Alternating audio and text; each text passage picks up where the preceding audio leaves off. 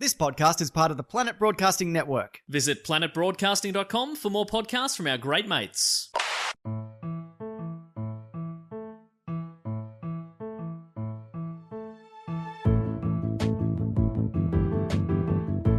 Hello and welcome to another episode of Do Go On. My name is Dave Warnicky and I'm here with Matt Stewart and Jess Perkins. Hello, everybody. Hello, everybody. Hello, everybody. That's right. We are a very inclusive show. Everyone that is a person, no animals. Oh, I did not agree to that. No. Dogs welcome. Obviously, Caesar from Planet of the Apes is okay by me. Obviously, Warnicky the cat. Warnicky the cat. I'll make an exception. There's also I haven't replied to this tweet yet, but there's a chicken named Bop. Fuck yes. Yeah, Chicken Bop or something like that, named after Gary Busey. I don't understand it either. Why Gary Busey? I don't know. I think that's just one of the go-to names. Okay. It's normally a Gary.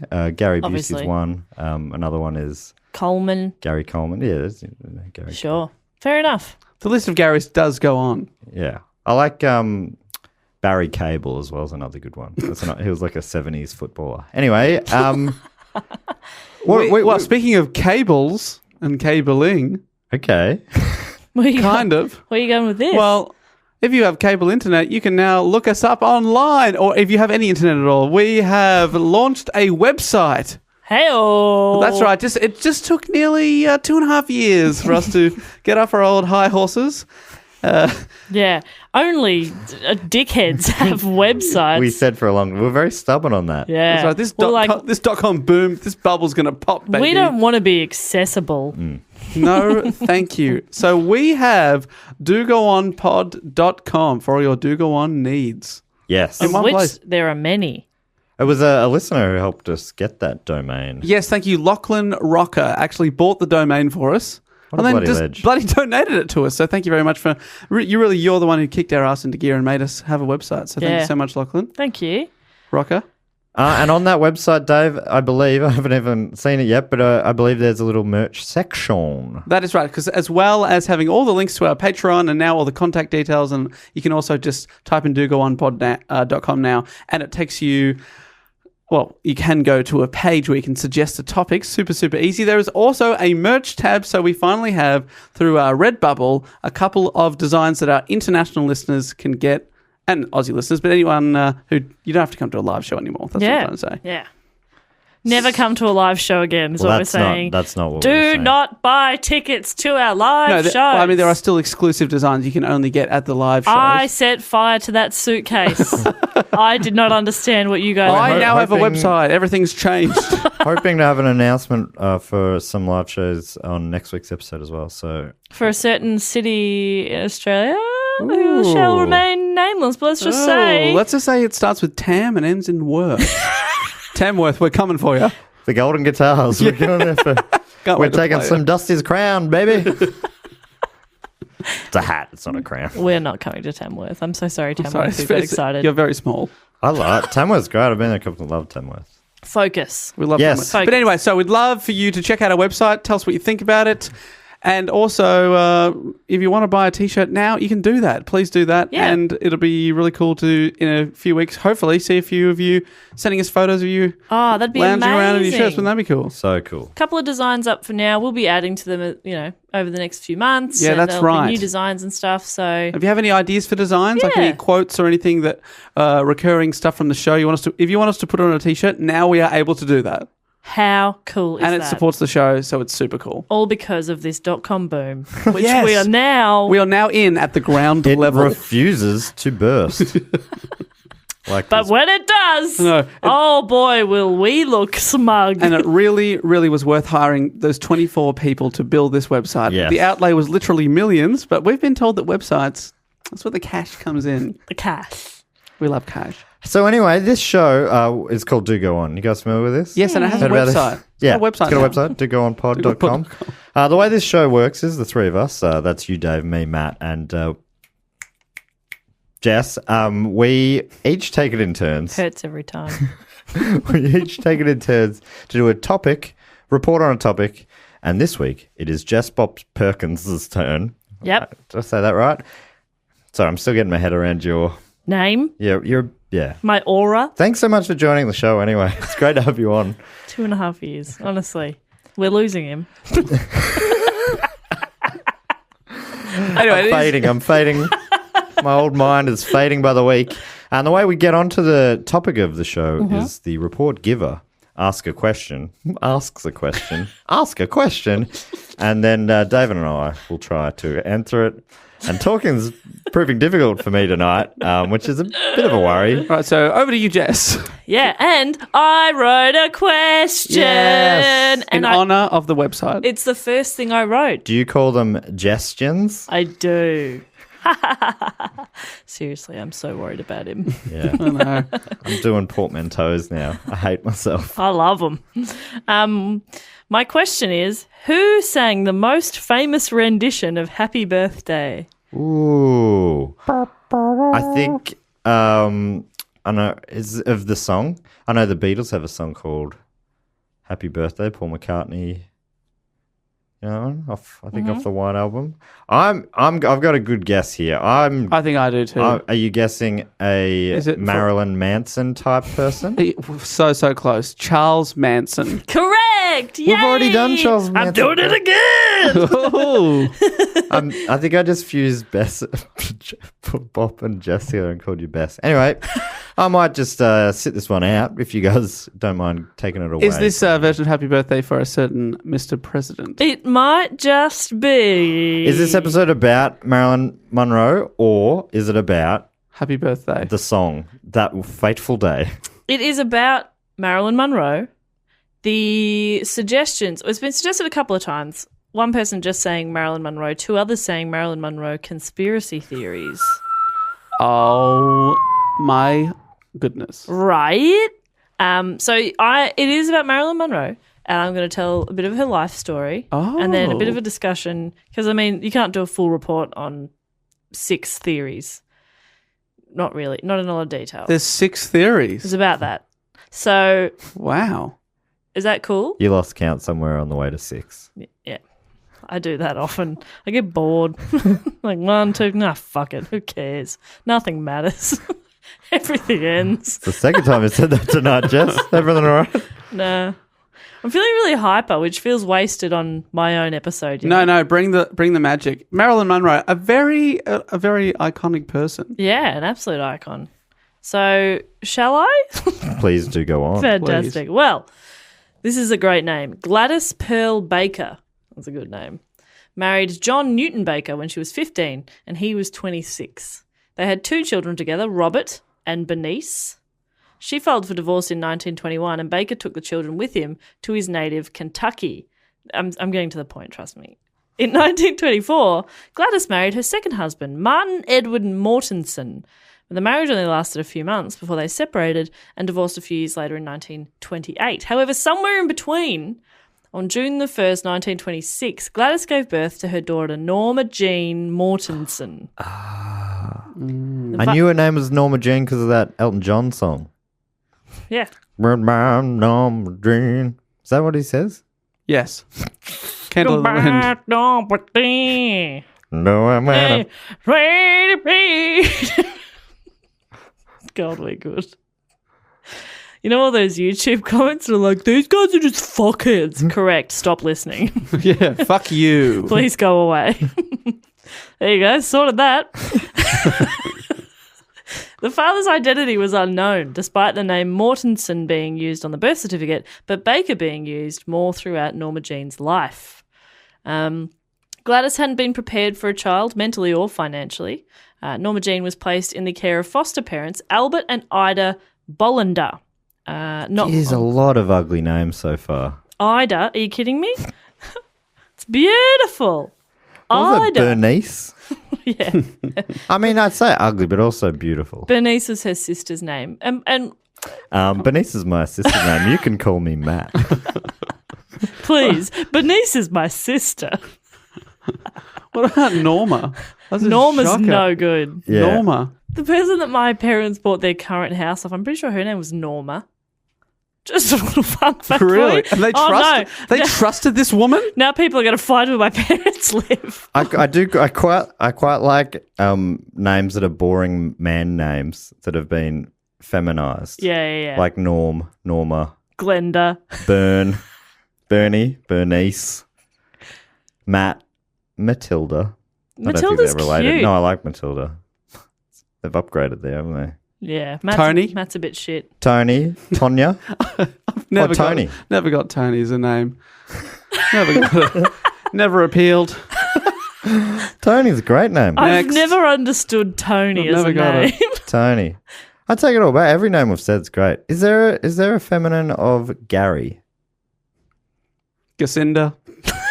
Jacinda, beautiful. That's a beautiful name. It's a beautiful name. No, I guess not.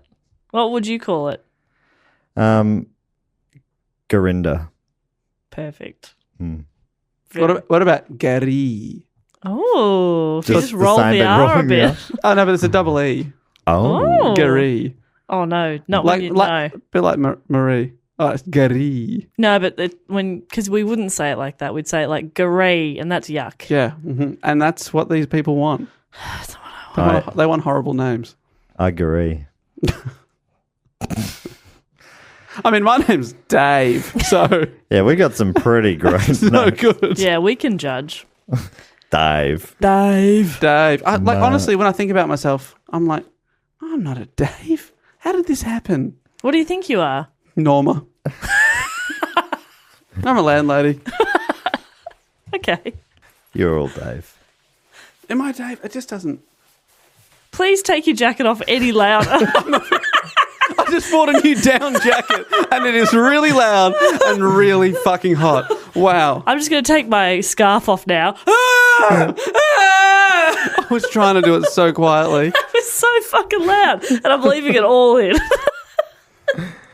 Anyway, Matt, do you want to remove any items of clothing? This is strip potting now. I just wanted the listeners to know that I have a new jacket All right, and it mate. is reversible. Oh. 2 jackets in one. It's not. It's still one jacket. It's just 2 colour options. 2 colour options in one. What's the other colour? You got a beige or a blue? Well, you're not going to wear the beige ever, are you? No, it looks actually really good. It looks so good. No, it doesn't. Anyway, I'm sad that I have to tell myself to go on here. Please go on. Thank you so much. Okay, so I got just 2 to sentences in. recap. So Norma's been born. She's a Mortensen by name, but not Mortensen. A baker by life. Right, but she's been adopted by, what are the other people? She's just living in a foster care. Albert right. and Ida Bollender. Albert I like. Ida you're not a fan of. Ida's fine. I've taken it all back. Who am I to fucking judge? Okay. I hate myself now. Shut up, I love Matt. every name we've heard so far. Okay. Well, Gladys actually lived with Ida and Albert as well. So, like, they're looking after her kid and are fostering her, but she's also living with them for a little while. And they were in this rural town called Hawthorne, and she would commute to LA for work, and eventually she ended up moving back to the city because of work in 1927 because the commute was too long. Although I looked it up and it's like 20 minutes. But that's today. Probably was a little bit different Yeah, when you're travelling by horse and cart. in the 20s. Yeah. Anyway. Which I imagine she was not. She still visited her daughter on weekends and she'd take her to the cinemas or they'd go sightseeing. And Albert and Ida actually, they did want to adopt Norma Jean, but by 1933, Gladys was secure enough to support her young daughter and she bought a small house in Hollywood for them to live in. However, the next year in 1934, Gladys had a mental breakdown and was diagnosed with paranoid schizophrenia. And after several months, she was committed to the Metropolitan State Hospital, which still exists today. And it's a public hospital for the mentally ill. And she spent the rest of her life in and out of hospitals and had minimal contact with her daughter from then on. So, Oh, really? So she just wasn't in her life anymore? nah. And also I read that Norma Jean didn't know she had a sister. She had a brother and a sister. Her brother died relatively young, I believe. But she didn't know she had a sister until she was about 12 years old or something and only met her much later in life. So, yeah, it was just her and her mum. And then her mum was in hospital. So at the age of 7, Norma Jean became a ward of the state, and her mother's friend Grace McKee Goddard took responsibility over her and her mother's affairs. And over the next few years, she moved around a lot, living with different foster families and moving to different schools. Unfortunately, she didn't have a good experience in foster care, and she was sexually abused during her time living with the Atkinson family. She withdrew, became really shy, even more shy, and she developed a stutter. And she briefly stayed with Grace and her husband, Irwin Doc. His nickname was Doc Goddard. Doc's a good name. Doc Goddard. Doc Great. Goddard. As well as 2 other families, before Grace ended up placing her in Los Angeles orphan home in Hollywood in September of 1935. Holy shit. Did the Atkinsons ever get brought to justice? I don't think so.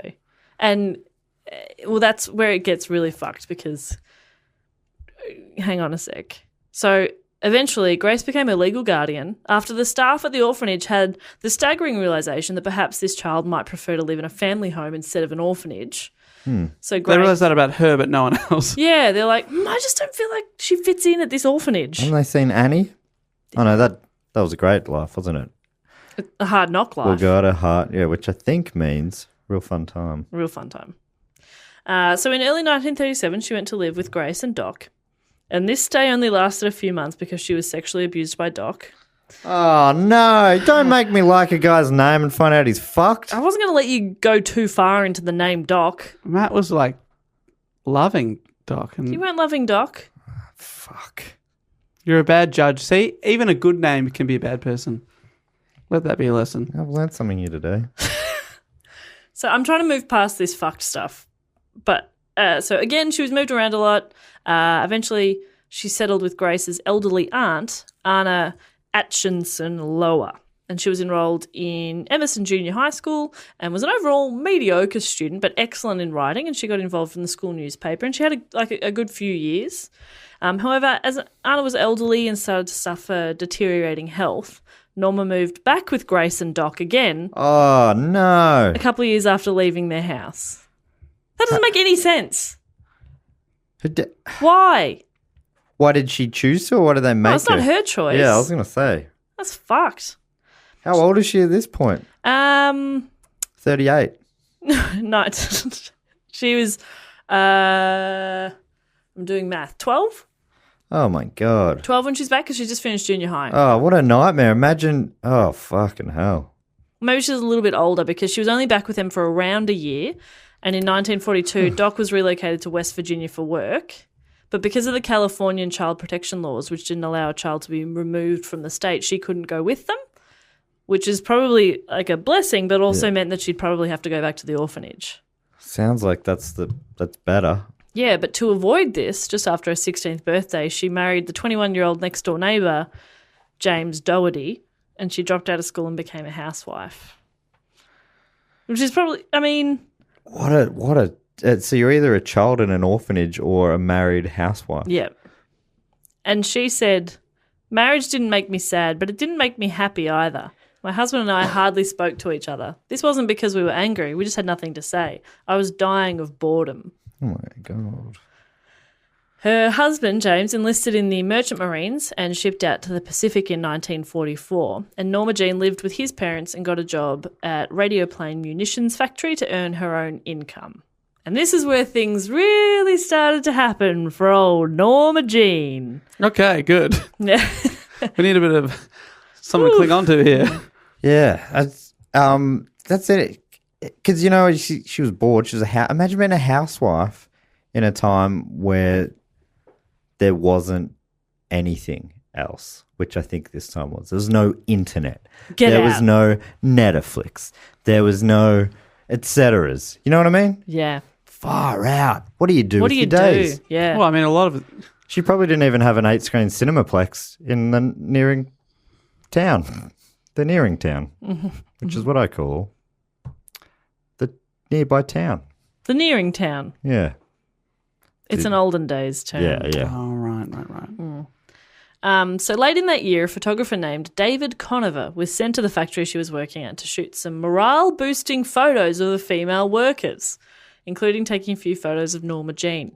And although her photos weren't used, She quit working at the factory in January of 1945 and began modelling for Conover and his photographer friends. Wow, she didn't even get picked. Didn't get picked. She's like, obviously somebody was like, you got what it takes, toots. And she was like, I do. She moved out of her in-laws' home, much to their disapproval, and she signed a contract with Blue Book Model Agency. She had naturally brunette curly hair. Do you know that? Yeah. Okay. I don't think I knew that. There you go. Which she straightened and she dyed blonde, thinking it would gain her more modelling work. Which is why I straightened and dyed my hair blonde. Oh, we know. I did not get much modelling work, so I've gone back to El Natural. Oh, Right. And I have picked up a lot of modelling work since. that's your hair. That's not a choice. Yeah. Wow.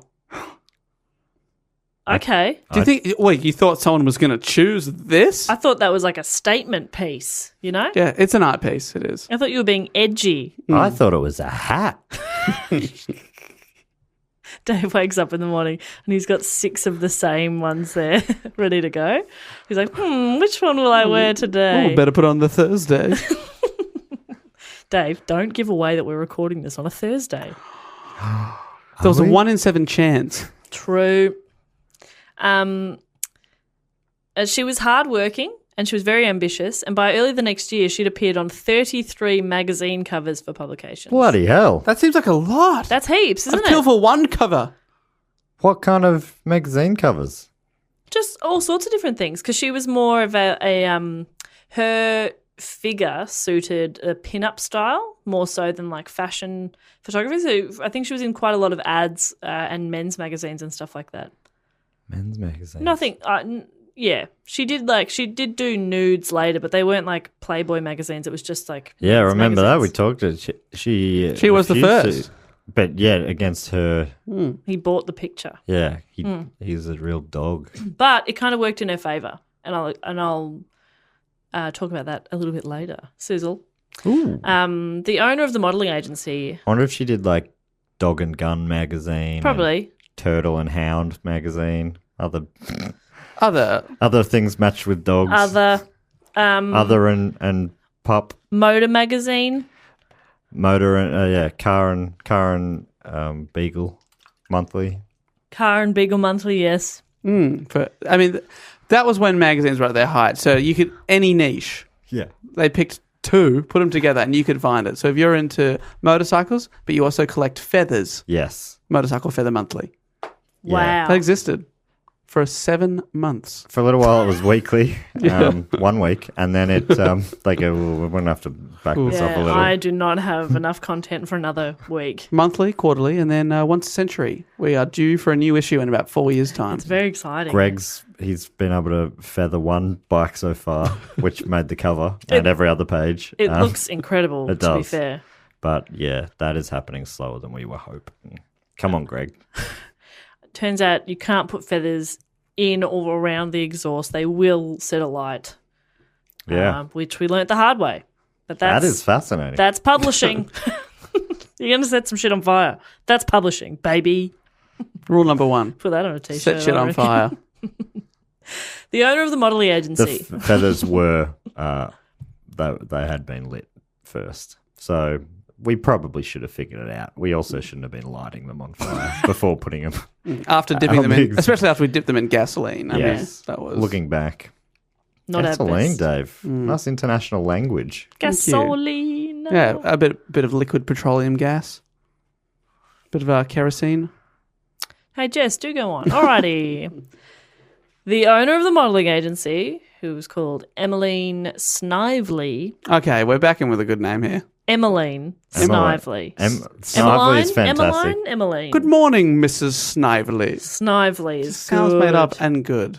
She was impressed with Norma Jean's work ethic and her success and arranged for her to have a meeting with an acting agency. Paramount Pictures said, no thank you.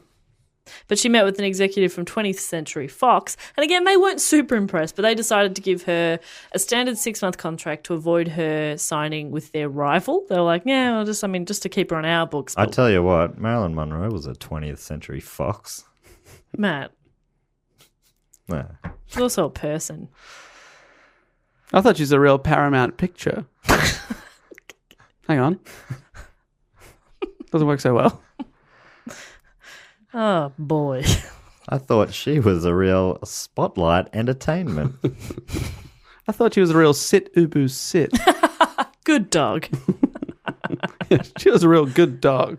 Oh, hang on. Oh, no. So she and Ben Lyon, who was the executive from 20th Century Fox that she'd met with, chose the stage name Marilyn Monroe. Oh. It's an absolute belter of a name. It's a good name. And the first And I can't tell you now if that's because it's her name and I know her and she's such a pop culture icon that I think of that as cool. But it just sounds cool. It does sound good. And the first name Marilyn was chosen by Ben Lyon, who thought Norma reminded him of Marilyn Miller, who was a Broadway star in the 20s and 30s, which is kind of cool. And Monroe was chosen by Norma because that was her mother's maiden name. Nice and easy one there. Oh, I didn't realise that. That's cool. Yeah. So Marilyn Monroe. And that later that year in 1946, she divorced James because he didn't support her having a career.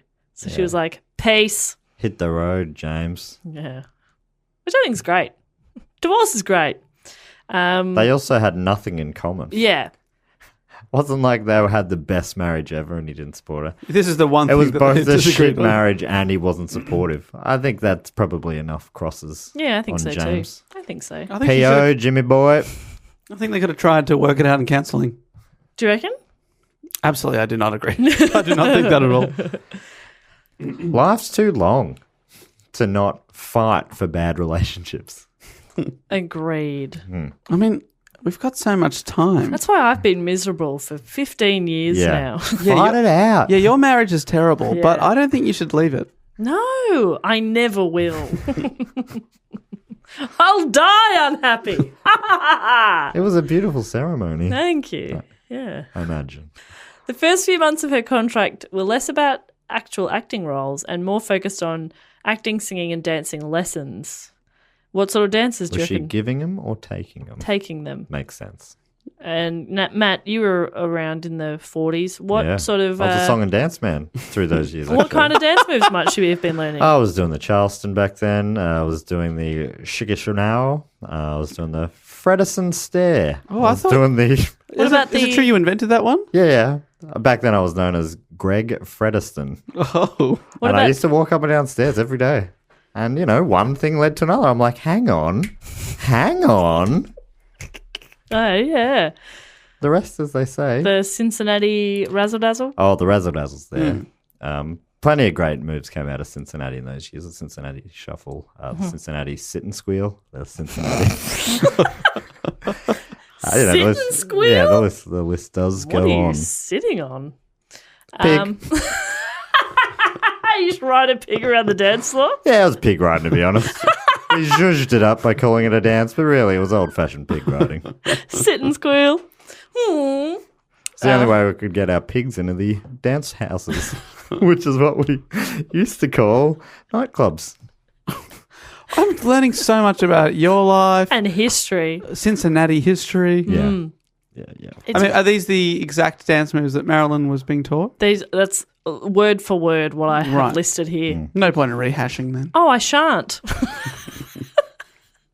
Her first two film roles consisted of 9 lines of dialogue as a waitress in the drama Dangerous Years, which was in 1947, and a 1-line appearance in the comedy, this is so good, Scudda Who, Scudda Hey. That's the whole reason I left it in there. Did you have the line? What was the line? Scudda Who, Scudda Hey. She had the titular line. No, I don't know what she said. Bloody hell. I need to know more about this film. No. I don't. How do you spell Scullahoo? SCUDDA. New word. Scudda-hoo. Scudda-hoo. Oh, Scudda-hey. Scullahoo? Yeah. Scullahoo? Scudda.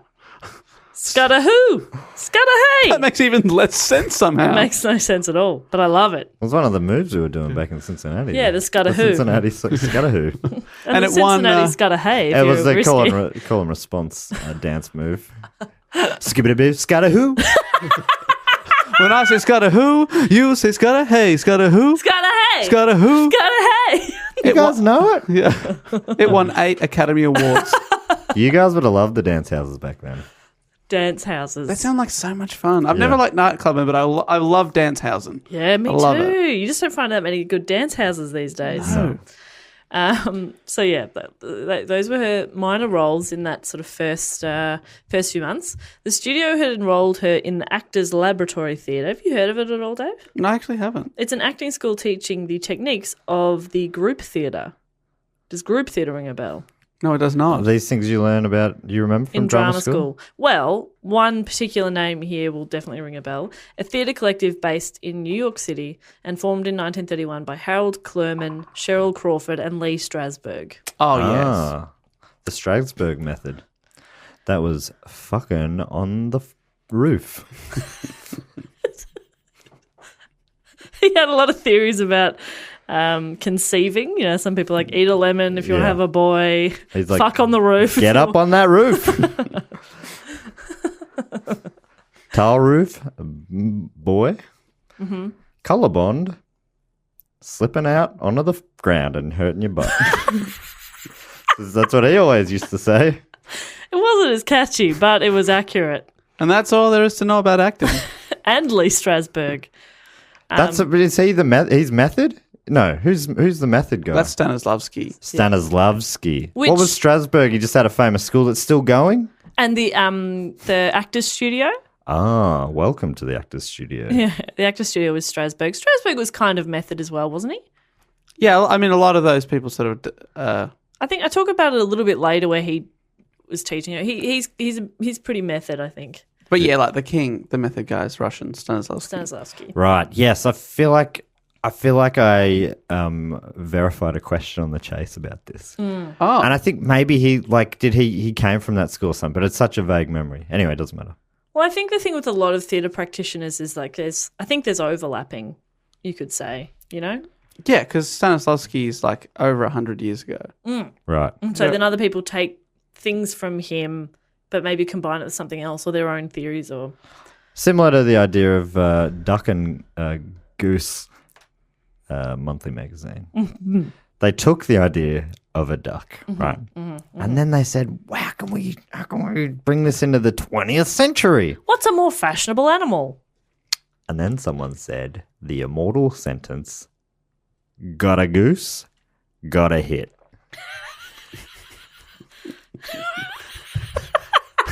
That old publishing cliche. And I know, like, a lot of people don't know where that originated from, but that was actually the context. So that was Stanislavski. Yes. Wow. He really is a genius. He's so influential. Wow. Yeah. Wow. When I was in year 12, they did a creative arts award at the end of the year, and somebody won for like art, like studio art, visual art. Thank you, music and drama, and I won for drama. Thank you so much. Please hold your applause. I had a funny feeling this story was going to a humble brag. And did you also get the music and the art? No, I will not hold the applause. That is applause worthy. because I only got one. Oh, whoa. Withdrawn applause. I said it. No, Yeah, I'm confused. Did you not get the Triptych of Awards? no, I didn't get the Triptych Awards Okay, so why are we talking about this? because Sorry. That was a real setup there. because Were you a single threat? I was a single threat, and now I'm still forever a single threat. You're a goddamn A single lonely threat. threat? I can do one thing at a time. Anyway, my prize was a book by Lee Strasberg. Okay, we got there. Fucking hell. He's the guy who came up with jeans, isn't he? Yes. Yeah, Levi Strasberg. He did so much. God, he was a busy guy. Deserves his own episode. Deserves his own book, which Jess has. I have it somewhere. Marilyn's contract with 20th Century was not renewed in August of 1947. It was a 6-month contract. They renewed it once, and then the second time it came around for renewal, they were like, nah, we're good. So she returned to mostly modelling work, but she was determined to make it. She's going to make it in Hollywood. And she continued at the Actors Lab. This is one of my favourite sentences that I read here. She became a friend and occasional sex partner of Fox executive Joseph M. Schenck. I just like occasional sex partner. Occasional sex partner. I kind of like that. That's nice. Anyway. That's nice. I also love people who end up making it who get a big rejection like that. Yes, me too. And then go, I want this. Because I reckon a lot of people would never even made it as far as she did. Or But even after that, tried being to. like, yeah, all right, you're probably right. Maybe I had a don't good have run. it. I had 9 lines in Shaboo Shabao. I mean, my career has clearly peaked. Yeah, I agree. I love hearing that. And I mean, I think that's what makes those people the successes that they are. It's the Yeah. same with like Disney getting rejected however many times for a loan, and same with J.K. Rowling getting rejected by so many publishers, and just keep going. Yes. Eventually, podcasting will pay off. Yeah. We're podcasting to the top, baby. We're going to make it in Hollywood. So she's a friend and occasional sex partner Of Shank. Great name. Shank. Still good. Even better. Yeah. I like it more. Occasionally shanked. And he persuaded his friend Harry Conn, the head executive of Columbia Pictures, to sign her, which he did, in March of 1948. So she's signed with someone else now. She began working with the studio's head drama coach, Natasha Lites, who would remain her mentor until 1955. So it's like 7 years. Her only film at the studio was the low-budget musical Ladies of the Chorus, in which she had her first starring role as a chorus girl who was courted by a wealthy man. During the production, she began an affair with her vocal coach, Fred Karger, who paid for her to have her slight overbite corrected. There's a few sort of instances throughout her life where, like, people just pay for her to have some sort of Plastic surgery Yeah. stuff. Yeah. It's kind of a little bit weird. Despite the starring role and a subsequent screen test for the lead role in Born Yesterday, her contract was not renewed again. But the film Ladies of the Chorus was released in October and was not successful. Oh, right, because you said but there, and I was like, here we go. But things were looking up when the film bombed. Because that meant she was even more rock bottom. Huh? And there's only one way up from there, unless another film bombs. Yeah. Drilling into the ground. Yeah. Next film was called Drilling. After she left Columbia in September of 1948, so again, that's only about 6 months, she became the protege of Johnny Hyde, who was the vice president of the William Morris Agency. And Hyde represented her, and their relationship soon became sexual, although she refused his proposals of marriage. How occasionally? Occasional. Well, I mean, he's proposing. Okay. Proposals is like... Proposals. Take a hint, I bro. reckon I'm thinking dozens. Yeah. 4 times a day. Come on. It does feel like that's how it used to be. Old school was like men wearing women down until marriage. Go on, now marry me. I really don't want to. Thank you. Gone. Marry me. Come on. Gone. Double dare, yeah? It'll be fun. Do it. Marry me. That's my approach. Just And then a guy sook. comes in and goes, "You heard the lady. She said no. How about me? You want to marry me?" Fuck off. All of you. To advance Monroe's career, he paid for a silicone prosthesis to be implanted in her jaw and also for a rhinoplasty, a nose job, I did not know that. and arranged a bit part in the Marx Brothers. So How she good had is chin and nose. How good is a chin job in the 40s? Chin job. That's sexy. Well, Hey, putting baby. silicone in just feels like, oh, I Come didn't on, just a chin job. didn't realize that the actors were doing that back then. Yeah, I hate the idea of old school medicine and surgery anyway. God. But imagine, early. I know, I read- it's got to start somewhere, but... ooh. I read something else that she had her hairline pushed back, and I don't understand how that works. I didn't Oh, know that was yeah. an option. I think Like you just either start shaving at the I front. don't know. Or stretching the skin No, back. I'm not sure how they would have done it. I wanted to click on that link, and then I was like, I don't What want an to interesting thing to do as well. Hmm. Very few people would be after that, I'd say. Yeah, it's a real niche doctor. Yeah. So a few things are kind of happening for her, but her real breakthrough years began in 1950. She appeared in 6 films that were released in that year. Bloody hell. Yeah. She had a minor appearance in John Huston's crime film, The Asphalt Jungle, in which she played... I just didn't want to hear, you thought asphalt funny. We're in a different country. Is that so Americans say asphalt? Asphalt. We do put an S in there, a H in there that doesn't really need to Oh, be there. there's not an H in there. Or we spell it differently. I don't know. This is just ASPHALT. No, I think we've got an H in there. Okay, this is Asphalt Jungle. Concrete jungle where dreams are made of. There's nothing you can't do.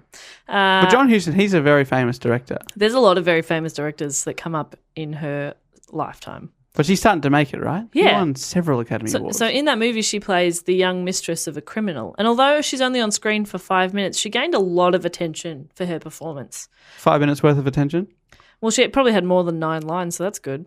Oh. Following her success in those roles, Hyde, Johnny Hyde, who's representing her, negotiated a 7-year contract with 20th Century Fox in December of 1950. The people who had not renewed her contract 2 years earlier. Right. I think a 7-year deal. 7-year deal. That sounds big.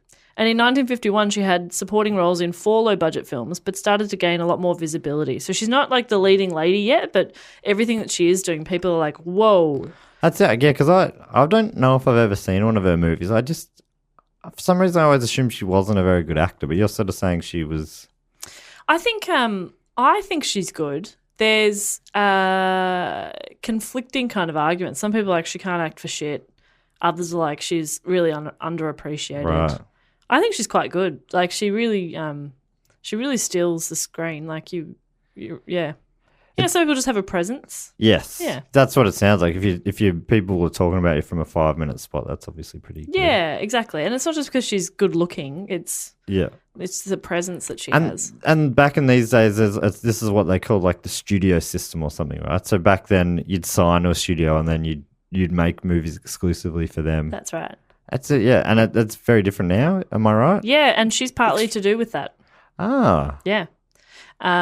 So her popularity with audiences was also growing. She received several thousand letters of fan mail a week.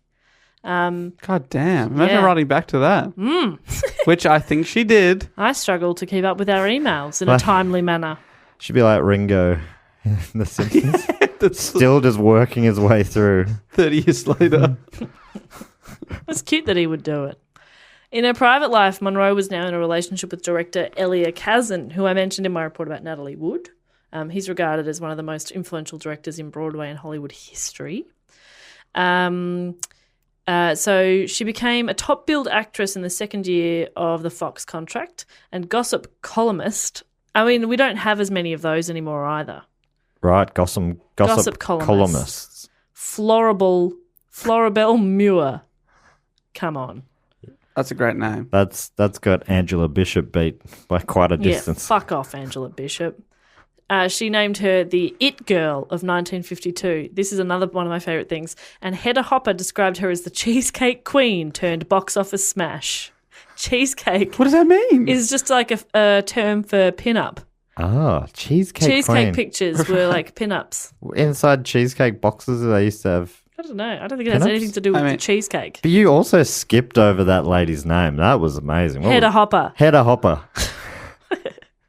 That's a name? Hedda Hopper. Hedda Hopper's so good. And my name's Dave. And I'm not saying Heather fuck? with a weird accent there. It's Hedda. Hedda. Hedda. That's a German name. Hopper. It's also a soccer move. Is it a move? It's also a sex move. It's also a thing at the top of a document. Yeah. You It's guys the opposite of a footer. What a versatile name. You guys are talking about Hopper, right? Yeah. Hopper's sex the name move. of a big bin. And a big Dennis. It's also colloquial for putting your finger in someone's butt. Doing a hopper. Hopperwate. Hopperwate. I just got that. It was a rugby player who did that Yeah. Okay. and got busted. That was his tactic. That was his tactic to put the opposition in tackles, off. He would finger the opposition butts. Just get a little thumb in there. Yeah. And he got in a lot of trouble for that.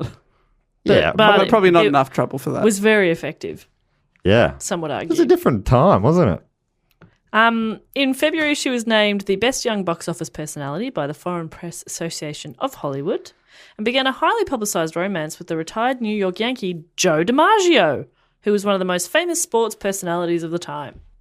The following month, a scandal broke when she revealed in an interview that during 1949 she'd posed for nude pictures, which were featured in calendars.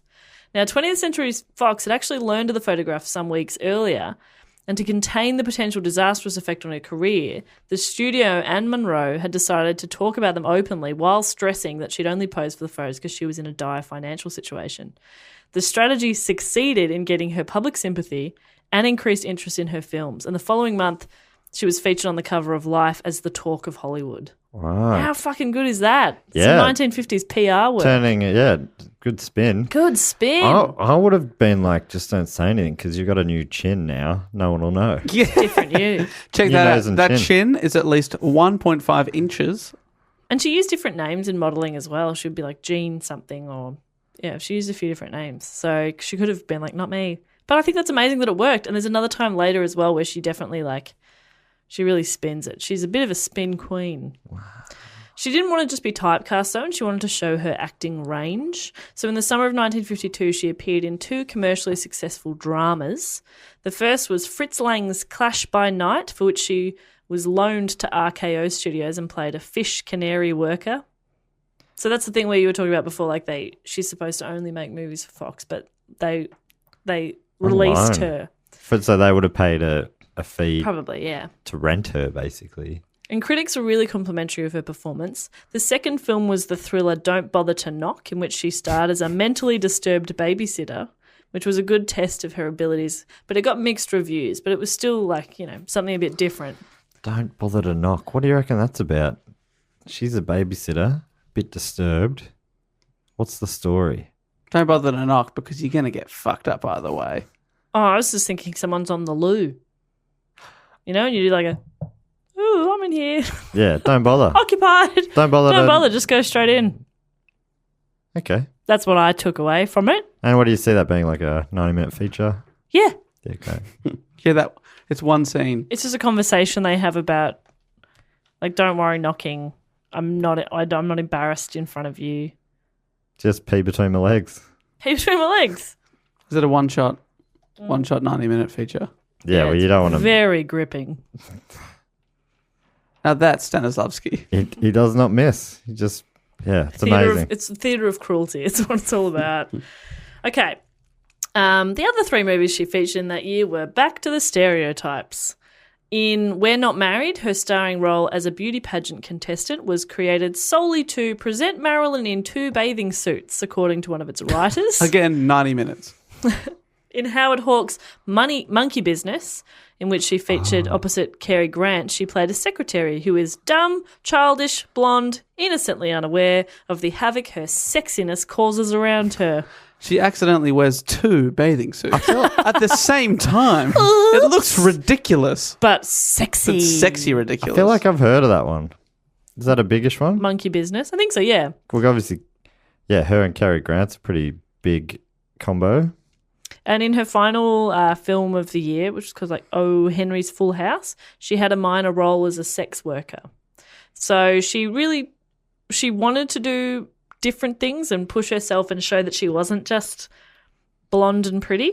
And she got her chance with a couple and then okay, back to being blonde and pretty. Right. She gained a reputation for being difficult on film sets as well. The difficulties worsened as her career progressed. She was often late or didn't show up at all. She never remembered her lines and would demand several retakes before she was satisfied with her performance. That sounds very annoying. Yeah. She also was very dependent on her acting coaches, and that usually irritated directors. And her problems have been attributed to a combination of perfectionism, low self-esteem, and stage fright. And also just I think it sort of comes down to as well, it never happened when she was modelling, because I think you can be a bit more spontaneous with that. But when somebody, you've got to do something the exact right way, it can be quite difficult. And then if you feel kind of vulnerable because you can't do it properly, of course you're going to then be scared. Anyway. Takes a good director. And obviously they just were no fucking good. Am I right? Mm-hmm. Mm-hmm. Mm-hmm. 1953 saw her emerge as a major sex symbol and one of Hollywood's most bankable performers. And I was going to say bonkable, but I decided not to. I thought you were going to say spankable. Oh. Both gross, to be honest. Yeah, I don't like either of them. Yep, but you put it out there. No, I was saying I decided not to. But you said it though, didn't you? No, that I was saying that is something I was going I did to not say exactly. Bonkable. So I didn't. So really should be awarded and applauded for not saying it. Thank you. Appreciate that, Dave. Straight white man. How dare you? When Niagara was released in January of 1953, women's clubs protested the film and said it was immoral. But the movie proved popular with audiences and grossed $6 million at the box office. So she plays like a femme fatale. There's a few scenes where she's just wearing like a sheet or there's just a towel covering her. Like She's playing a ghost. She's playing a ghost. Ooh, spooky. She's playing a ghost. Yeah, and mother's groups were not into that. They're not into it. They're I like, do not like paranormal activity. Yeah. my kid is scared. Niagara made Monroe a sex symbol and it established her look. She'd worked with this makeup artist to really get her look right. Right. The towel look. The towel look. Just wearing a towel. That was a striking look. And nobody else was doing it. No one else had access to that many towels. She had dozens. So many towels. Right. Her I wear a towel after the shower. That's Oh my God, That- Monroe! She influenced your life. wow. Is that where that came from? We're still doing it. How very Monroe. Say Come that on. next time. Do you tie it up around your yeah, chest right just too? above the nips. Yeah. But nothing down below. Nothing down So you got a small and floor I wear towel. very small towels. It goes from my nipples almost down to my hips. Almost. It's to an hips. awful look. I don't know why I persist with it. I love it though. I love Basically a bar mat Just wrapped around. wrapped around.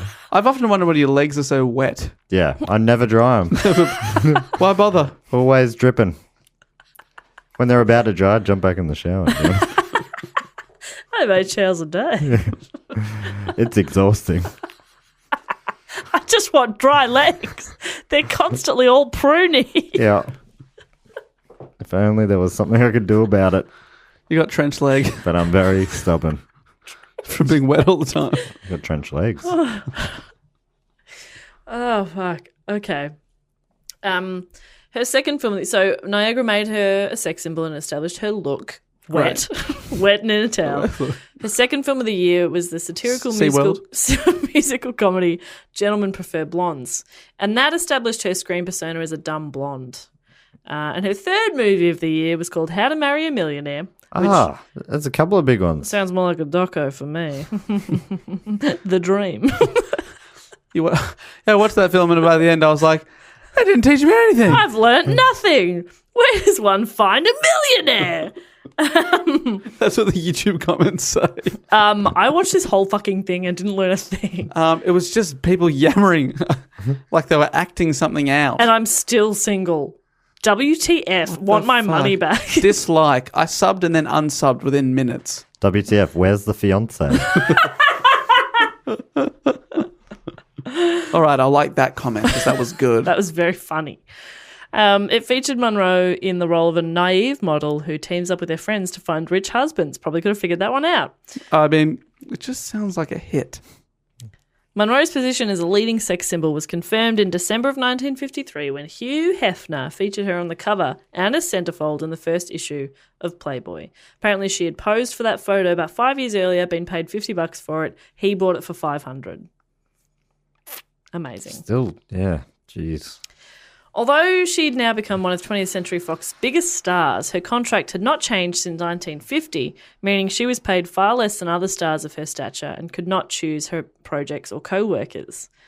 She was also tired of being typecast, and when she refused to begin shooting yet another musical comedy, a film version of The Girl in the Pink Tights, which was to co-star Frank Sinatra, so she refused, the studio suspended her on January 4th, 1954. Well, you don't want to work? Well, you're not going to work. How about that? How about that? Show ya. Show How ya? about that? Huh? So this is amazing. The suspension was front page news, and Marilyn went into damage control mode to help counter any negative press and damage her reputation.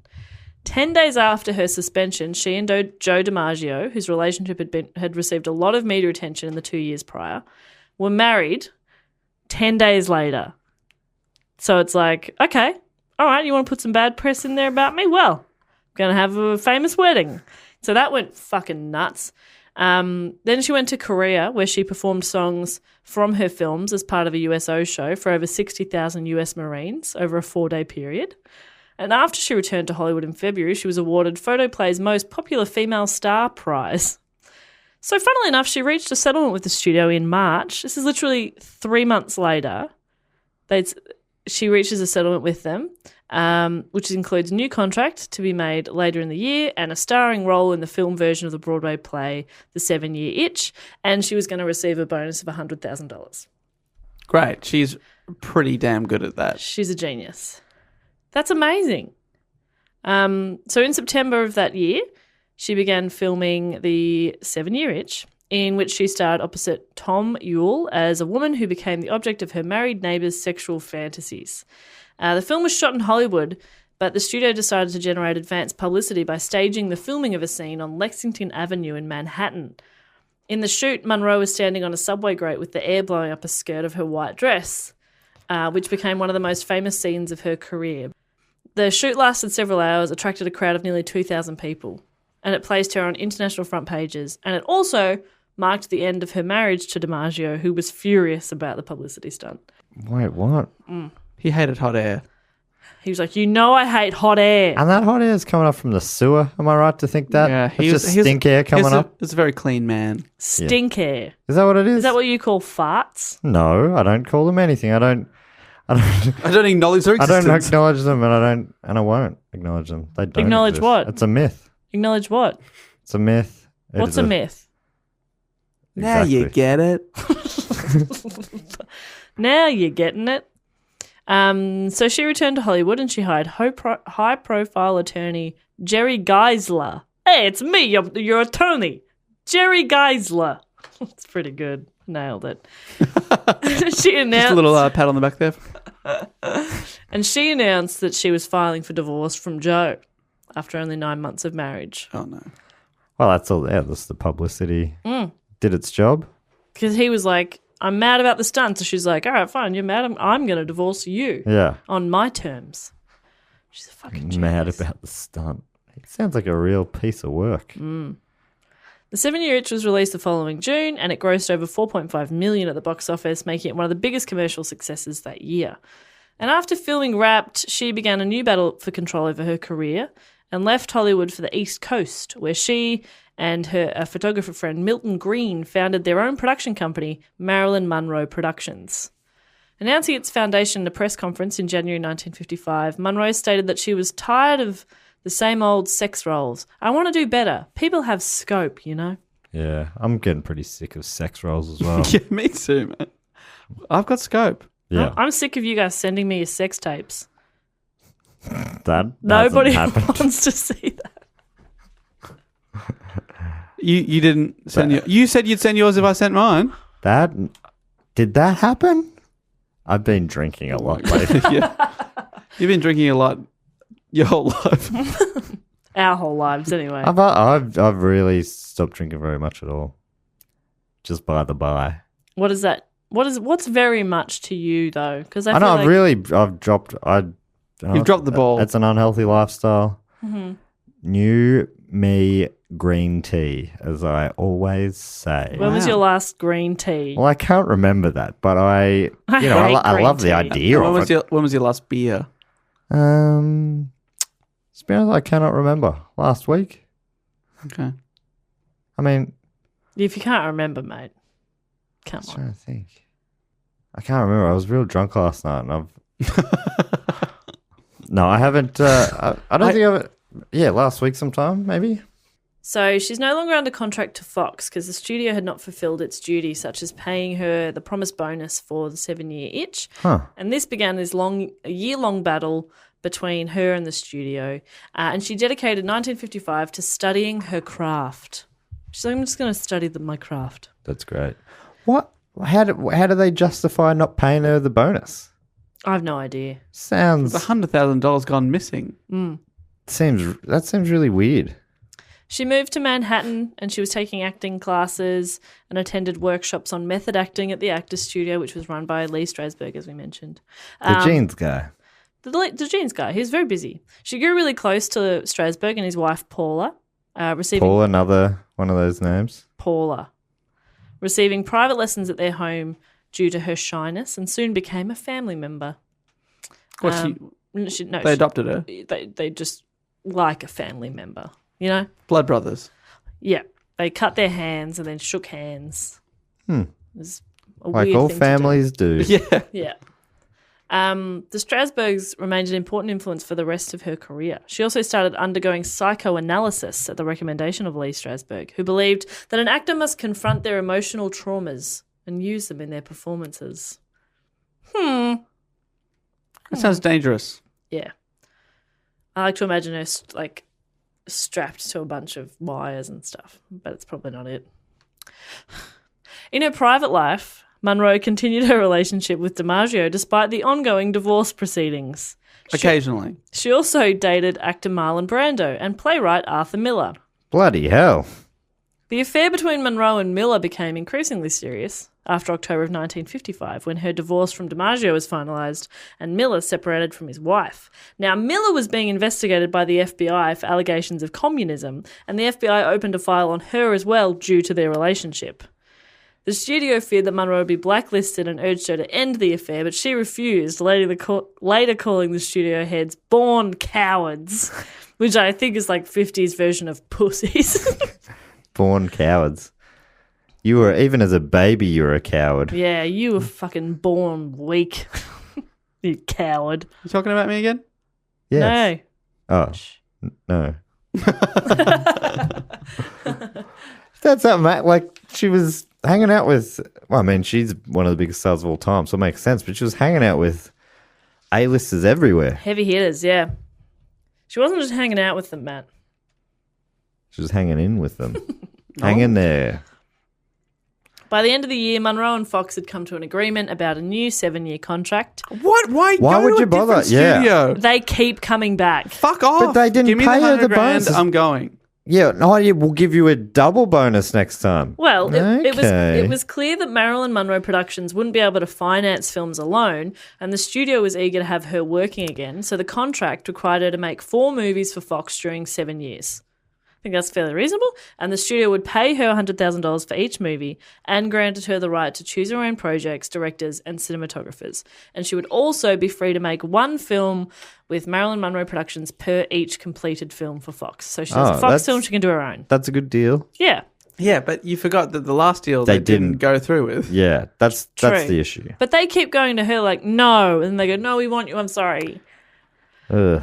This is a fun little fact. In March of that year, she officially changed her name to Marilyn Monroe, having used it as a stage name for a decade. Right. But she actually changed her name to that. Oh. Isn't that fun? Yes.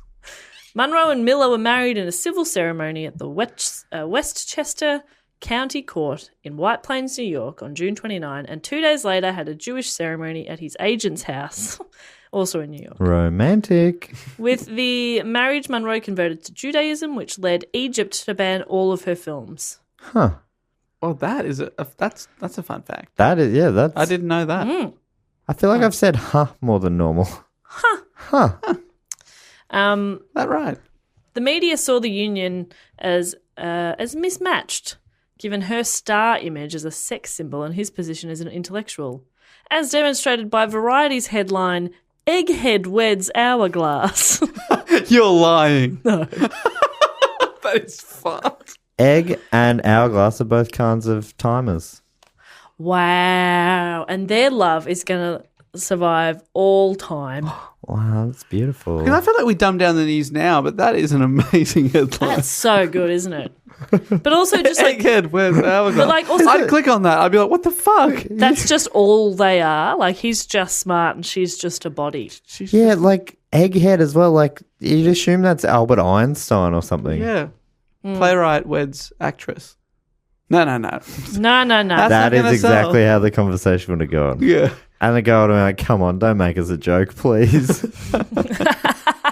I just want to... I mean, I don't even want to tell the story, but we've got to report on something. Please don't make it silly. No.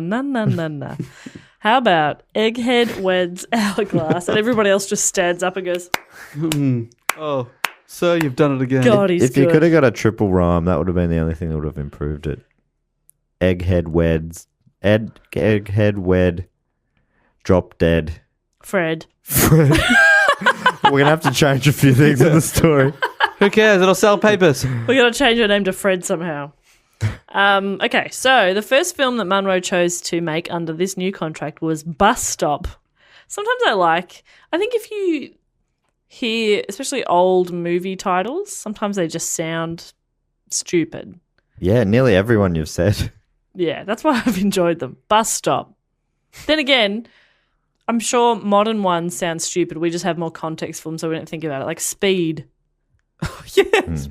Deadpool. Deadpool. I Like like if your, you didn't, in 70 years, you'd be like, what is that? like your modern reference is from 20 Speed. years old. All right, mate. But a great film, and I'm glad you brought It's it a up. good film. It's I so like good. it. It's so Does it hold up? Your man Hopper's in that one, I think. And Keanu. And Sandra. Keanu Reeves is in that. What does he play? And Sandy. Oh, she's so good, isn't it? She's very good in it. I thought you meant the character from Grease for a second. Yeah, Sandy from Grease is in it. Yeah. Anyway, so Marilyn plays Cherie, who's a saloon singer whose dreams of stardom are complicated by a naive cowboy who falls in love with her. Oh, at a bus stop. I'm watching. I'm watching here. She purposefully chose costumes and makeup that lacked the glamour of her earlier films, and she provided deliberately mediocre singing and dancing for the role. That's how you get them. So you get him. And there was a Broadway director named Joshua Logan who agreed to direct, despite initially doubting her acting ability and knowing of her reputation for being quite difficult. And then first day she said, I'm going to act shit on purpose in He's like, this. oh. So you're going to act worse than I think you already do? Oh, my God. That, to me, that feels like someone rewriting history. Yeah. The movie comes out. It's a "Ugh, bomb." not too good. Yeah, deliberately. Yeah. I'm a genius. Yeah. I know Strasbourg. I did that on purpose. Duh. Duh. Did you not get it? Oh, you just, that's cute. You don't see didn't the get levels. Okay. it. Oh, that's adorable. Bless. Okay, bye. So yeah, the director's already like, ugh. But he actually kind of came to adapt to her being late for things.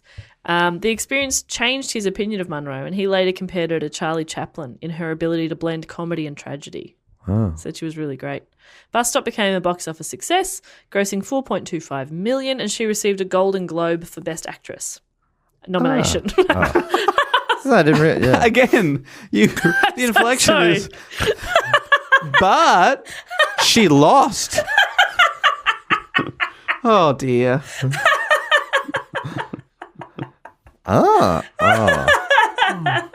Because if you just said a Golden Globe nomination, I would have been like, I great. know, sorry. And she got a Golden Globe nomination.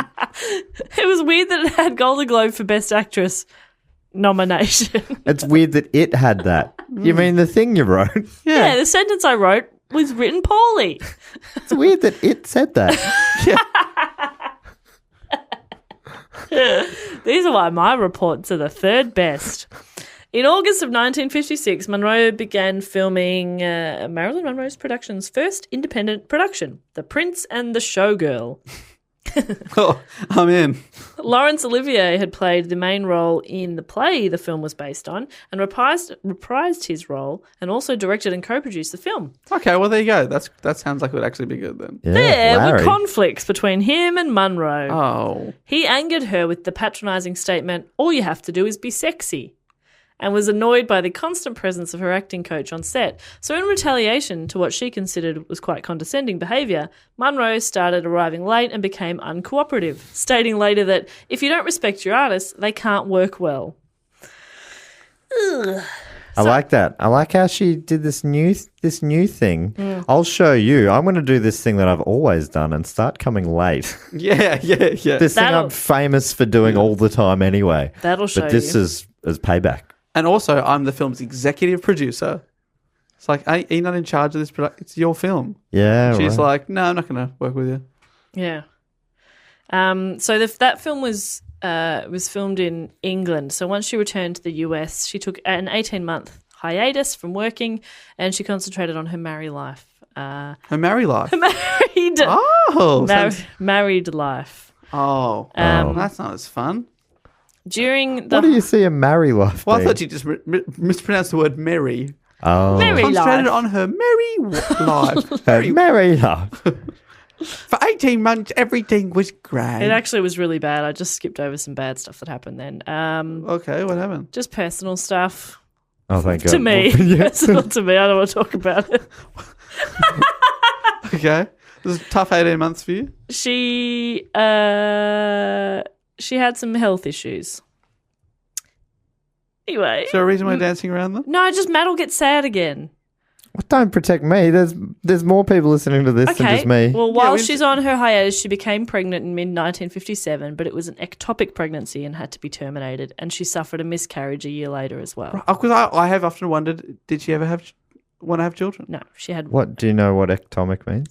Ectopic means the egg. Egg is... it's fertilized in the fallopian tube. So it can't come out. So it just, Fuck. Yeah, it's not good.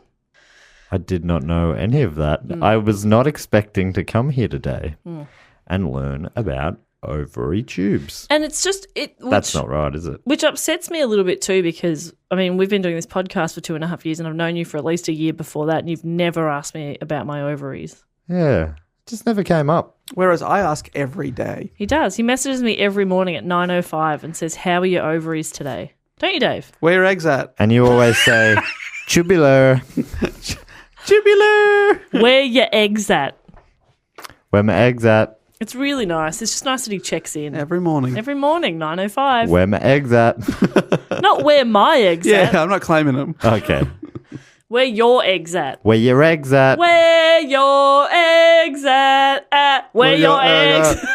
Where your egg at? Gross. Okay. Also, during this hiatus, she dismissed Milton Green from her production company and bought his share of the company as they could not settle their disagreements. And she'd begun to suspect that he was embezzling money from the company. Oh. Monroe returned to Hollywood in July of 1958 to act opposite Jack Lemmon and Tony Curtis in Billy Wilder's comedy on gender roles, Some Like It Hot. That's a good movie. That is a good one. It's a great movie. Right. It's one of the few I've seen of hers. That's interesting how many of these titles I've heard of. Yeah, Jack They Lemmon and Tony sound Curtis. iconic. But Yeah. I don't know if they are necessarily. It's a Something Like good It Hot is one that I've heard a lot about. Yeah, I watched Couldn't it. tell you anything about it. Heard a lot about it. And she's really good in it. Although she considered the character's name is Sugarcane. Huh. She considered it another dumb blonde role, but she accepted it because her husband was encouraging and the offer of receiving 10% of the film's profit in addition to her standard pay. Who's her husband now? As Arthur Miller. Oh, that's right. The Egghead. Is it only her third husband? Yeah. So there's the Yeah, first guy, that's right, yep. Joe DiMaggio, Arthur Miller. Arthur Miller. Her difficult behaviour on set of this film is now infamous. She would demand dozens of retakes, couldn't remember her lines or actors directed. I don't really get this. This is open to your interpretation. Tony Curtis famously stated that kissing her was like kissing Hitler due to the number of retakes. Just because maybe he hated her? Due to the number. And Hitler was famous for Like kissing Hitler. taking a lot of... Kisses. I think it might just be like, by the end of it, it was like, ugh, yuck. Yeah. I was thinking it was going to be itchy top lip. Yeah, maybe that's what he was going for. Right in the middle. Saw a guy last week in Sydney running a shop in a market with a Hitler mustache. Really? Could have been Hitler. He looked about the right age. Real old. Maybe he's just a big Charlie Chaplin fan and no one's Yeah. ever had the guts to tell him, hey, someone else had it since and it kind of killed this look. Yeah, you can't have this look anymore. Sorry. Maybe he'd had a shaving accident. Yes. Even on each side. Yeah. Who knows? Fell into a razor. 2 razors. Honestly, we'll never know. I mean, we could ask him. No, we'll never know. Okay.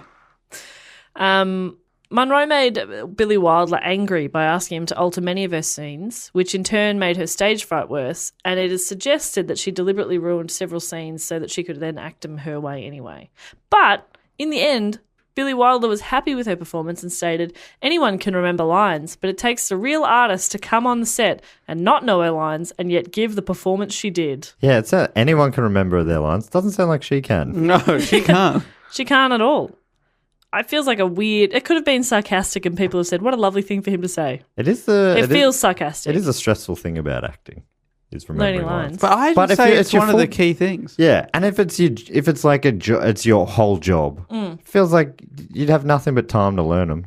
I'm all right at learning lines. You've said that about me before. Yeah, you're very good at learning lines. I feel like often when I'm doing it, it's a very short turnaround between getting the script and doing it. 100%, yes. But if If you've got it for a few days or something, you should probably... You should be able to imagine learn that she would have had it for weeks beforehand. Wow. Imagine that kind of luxury. I can remember anything. Remember that one of my famous roles when I called Ronnie Chang fuck knuckle. No, fuck nut. See, I still can't. That's all you had to remember say. You fuck. What were you playing, a barista or something? Yeah, That's your look, isn't it? I'm playing a farmer this week. Yeah. Anyway, I got range. Wow. What are you farming? What kind of... At a cow breeding farm. So I'm doing like I stick the jizz into cows. Right. Do you have to do that for the role? No, there's someone standing in. Well, you've got a stunt arm Yep. that fists a cow. I've said too much. I'm afraid this is under embargo. Probably is, to be honest. I don't know if I should have said that. It's fine. Don't worry about it. Nobody listens. Despite the difficulties of its production, Some Like It Hot became a critical and commercial success when it was released in March of 1959, and Monroe's performance earned her a Golden Globe for Best Actress. Pause. No, that's it. She won one. End of sentence. She won it. Wait, tell. what? She won a Golden Globe for Best Actress. I didn't know that. That's great. It could have been another nomination. I don't know. Could be how it's written. I don't know. It's fault. Who's it? I don't know. She was an it girl. Okay. Do you think it's somehow Marilyn Monroe from Beyond the Grave? She also was a ghost. That haunts Google Docs. It all is coming around. I'm close. I'm getting close to the end here. Sorry, I know I've been rambling for a bit. Truman Capote lobbied for her to play Holly Golightly in a film adaptation of Breakfast at Tiffany's, but the role went to Audrey Hepburn, as its producers feared that Monroe would complicate the production, because she was known for being quite difficult. Right. The last film that she... Audrey did an okay job, right? Lovely. Wrong film. Breakfast at Tiffany's is great. Yeah. And again, Hepburn's another one. It's just like she's very captivating. Yes, but it was the other Hepburn that won all the awards. Won the EGOT, right? Catherine. No. Audrey Hepburn's won an EGOT, but Katharine Hepburn has won 4 Academy Awards for Best Actress, and no one else has ever done that. But no Right. relation. No relation. Born in different countries. That's still fucking Audrey crazy. won an EGOT. Yeah, she's got an EGOT. Oh, no shit. If you haven't listened, one of our earliest episodes, Dave did about Academy Awards, and he talked about all that stuff. And obviously, I've retained all that info. Yeah. All of it. The last film that she completed was John Huston's The Misfits, which Miller had written to provide her with a dramatic role. He wrote it for her. But the 4-year marriage of Monroe and Miller was effectively over, and he began a new relationship with their set photographer. So that's good. That was the first marriage that she actually seemed to be for love, right? Yeah, true. One of them was for publicity. The other one was to not go to an orphanage. Oh, gosh. Yeah, and with Miller, people told her not to, and she was like, fuck off, I'm going to. And the third one was with an egghead, so... I mean... Ugh. Well, when will the hourglass learn? That's what we're all wondering. As the saying goes. She disliked that Miller had based her role partly on her life and thought it inferior to the male roles. And she also struggled with Miller's habit of rewriting scenes the night before filming. Oh, because she'd been learning the script all day. Exactly. Her health was also failing. She was in pain from gallstones, and her drug addiction was so severe that her makeup usually had to be applied while she was still asleep. Right, so she's addicted to drugs. How long has she been on? You never mentioned that. I haven't really So mentioned skipped over the drug addiction. She would. She was drinking a bit and also using barbiturates. Barbiturates? Barbiturates. What do they mean? What does that mean again? I think they're just like a depressant, Yeah. It's a great word. So she's under the influence of that, and she's sleeping, and people are doing her makeup. Which, fuck, if someone could do my makeup and I could have another 10 minutes sleep. Ugh. I Who think am you I have to be kidding? heavily medicated to I not wake up. I don't during... take 10 minutes to do. I don't wear much. Be a weird way to wake up. It'll be a waste of time. I'll just get up and do it myself. Forget it. In August, filming was halted due to her spending a week detoxing in an LA hospital. And despite her problems, Houston stated that when Monroe was playing Rosalind, she was not pretending to an emotion. It was the real thing. She would go deep down within herself and find it and bring it up into consciousness. Method acting. Sounds like it's meth acting. Yeah. Sound acting. barbiturates are involved. Yeah. Probably because they're in her system. Yeah. Barbiturates. Okay, Google, what's a barbiturate? I can search the web for you. No, well, yeah, I know you can. You Google. What kind of a brag is that? I can search the web for you. I know you're literally, that's your purpose. I even come with email now. Now you're both looking it up, aren't you? Is heroin one? I think it is. Why isn't it in it? It's barbiturates. Barbiturates. Oh, barbiturates? Yeah, I didn't know that. All right. Barbiturates. Yeah, it depresses the central nervous system. Barbiturates. It's often to put you to sleep. Yeah. Yeah. I think they're very addictive. So Monroe and Miller separated after filming wrapped up, and she was granted a quick divorce in Mexico in January 1961. She next filmed a scene for Something's Gotta Give in which she swam naked in a swimming pool. To generate advance publicity, the press was invited to take photographs of the scene, which were later published in Life magazine. This was the first time that a major star had posed nude while at the height of their career, because most of them would do it before, I'm guessing. Or after. Yeah. They say you get nude photos twice in your career, once on the way up and once on the way down. When she was again on sick leave for several days. I was talking about boners there. She was on sick leave again for several days. Fox decided that they couldn't afford to have another film running behind schedule. That's a real sweet poetic way of saying that. Running schedule behind. It was already struggling to cover the costs of their film Cleopatra. So on the 7th of June, they fired Monroe and sued her for $750,000 in damages. Oh, that's a lot. After the director refused to make the film with anyone else because they were looking for a replacement, Fox sued him as well and shut down the production, so the movie didn't go ahead. The studio blamed Monroe for the film's demise and began spreading negative publicity about her, even alleging that she was mentally disturbed. Fox soon regretted its decision and reopened negotiations with Monroe later in June. They keep crawling back. That's what I mean. It's so strange. And a settlement about a new contract, including recommencing Something's Gotta Give. What was her tactic? Did she marry someone? She didn't have to do anything this time. Huh. So they were going to redo Something's Gotta Give, and she was going to get a starring role in What a Way to Go, 1964. What a way to go. Do you reckon they come up with a title first? They must. To repair her public image, Monroe engaged in several publicity ventures, including interviews for Life and Cosmo, and she did her first photo shoot for Vogue. So she's like repairing her good girl image. She famously lived at... You don't sound like a good girl. No, I'm fucking up your bit. That's a joke of mine. Which has very little context for our podcast listeners. None, in fact. Sorry. That joke not being documented anywhere unless they've seen me perform live. Well, I reckon they have. 95% of them. 95%, Yeah, sure. you're right. The other 5, what are you doing? Grow up. Get out there. Support live comedy. All right, we're towards the end, which you probably know what that means. Monroe famously lived at 12305 5th Helena Drive in Brentwood, which was a neighborhood of Los Angeles. Famously, I could have recited that address. Obviously. It's the most famous address in the world. 1, 2, 3, 4, 5. Brentwood. Yeah, exactly. Yep. You know it. Her housekeeper, Eunice Murray, was staying overnight at the home. Why? On the evening of August 5th, 1962. And Murray woke at 3 a.m. on August 6th and sensed that something was wrong. What time did you wake up? 3 a.m.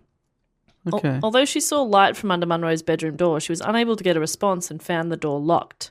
Murray then called Monroe's psychiatrist, Dr. Ralph Greenson, who arrived at the house shortly after and broke into the bedroom, where he found Monroe unresponsive in her bed. She was pronounced dead by her physician, Dr. Hyman Engelberg. That is a beautiful name. I'd trust a man with that name. Trust him to pronounce me dead. Yeah. Dr. Hyman Engelberg. Oh, my goodness. Sounds like a Hollywood superstar. Is that a stage name? There's an even better job title that's coming up in a moment. He arrived at the house at 3:50 a.m. And he had pronounced her dead. At 4:25, they notified the LAPD. Coincidentally, here's a weird fun fact. Weird time for a fun fact. Monroe's first husband, James Doherty, was a detective with the LAPD at the time of Monroe's death, and he was notified of her demise before the press was contacted. But He was a cop now. through his work, or I think through his... they obviously would have known. That's Oh, a connection. that's So his they're like ex-wife. James. Yeah. So empty medicine bottles were found next to her bed, and the possibility that Monroe had accidentally overdosed was ruled out because the dosage found in her body was several times over the lethal limit. So it's like you couldn't have accidentally taken that much. Right. Her doctors stated that she'd been prone to severe fears and frequent depressions with abrupt and unpredictable mood changes and had overdosed several times in the past, possibly intentionally. Here we go. Due to these facts and the lack of any indication of foul play, coroner to the stars, Thomas Noguchi, What a guy. classified her death as probable suicide.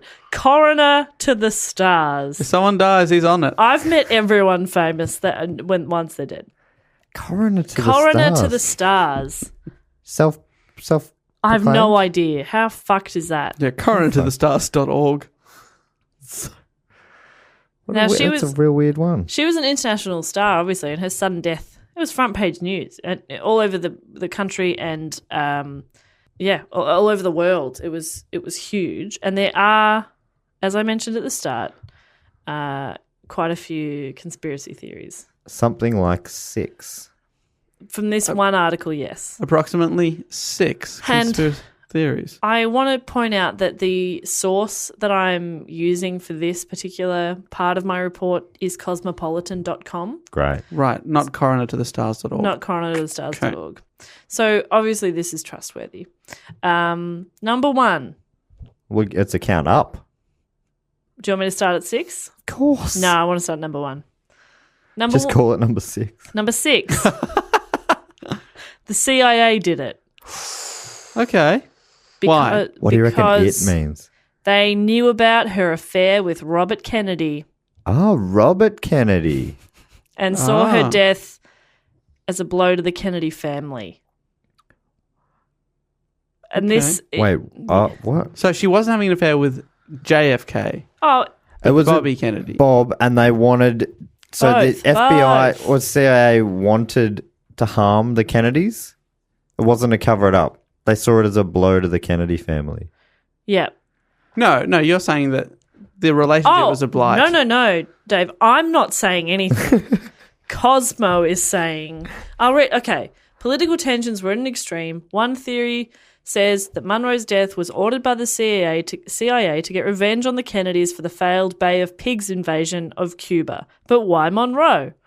As Matthew Smith notes in his 2003 book Victim, The Secret Tapes of Marilyn Monroe, based on tapes the actress made with her psychiatrist weeks before her death, the CIA likely knew about Monroe's affair with Robert Kennedy and saw her death as a blow to the Kennedy family. That is a long bow. Wow. I always thought that people... So you're going to talk about JFK at all?